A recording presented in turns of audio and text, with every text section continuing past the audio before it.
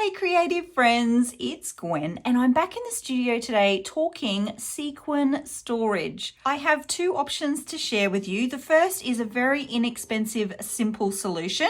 The second is a little more complicated and a little bit more expensive, but I think well worth it. First option are these clear storage bins. You can get these in lots of places. I will leave links where possible in the description.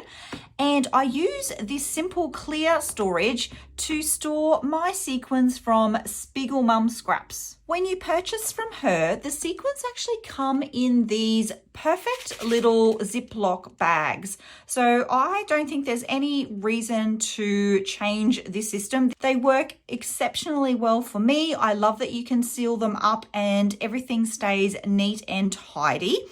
And as it so happens, they fit perfectly across the width of my plastic container. So the bags themselves are 3 inches wide and my container here is 3 inches and a quarter. So it's the perfect fit. And then all I have done is actually just stored them in sort of a bit of a color order. I've tried to keep similar colors together. So say if I was looking for blue sequins, I could go to sort of the blue section and look at the options that I have there in blue. I just find that I create in that way. If I'm looking for sequins, I generally have a plan for the idea of the color that I want to use. So I can just go to the specific color here and pull it out.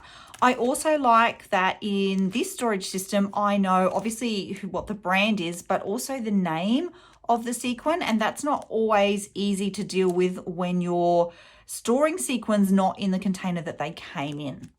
The second option I have is this one here. This is the Tiny Container Bead Storage Tray. It is 82 pieces and it was made by Elizabeth Ward. Now, I had done some research because obviously I want to link to this so that you guys can find it. And I found that it was a little bit tricky to find. There are also very similar trays on the market though, one from a brand called Doris and another one by Universal Crafts. What it basically is a tray. So I'll take this lid off, is a tray that you can fill with the sequins that you like. So they all come as separate compartments, and in some of the online stores, I saw that you could buy the tray and the cover separate to these containers. So you can actually, there were some containers that were twice the height of this. So if you had larger packets of beads or sequins, you could use the larger boxes. I wanted maximum choice and maximum options for packets of sequins, and these sequins do fit in here. So there's that. I love that the containers are really substantial and they do clip really, really well together. And I've just noticed I'm actually missing one. I'll have to find that. I'm missing a container. Most of the sequins in this container are more generic branded sequins. If I'd gone to the store and bought a packet that had several colors in it, like these ones here, I have just split them out. I also do have though a couple of brands. So I think these ones here are Cocoa Vanilla Studio.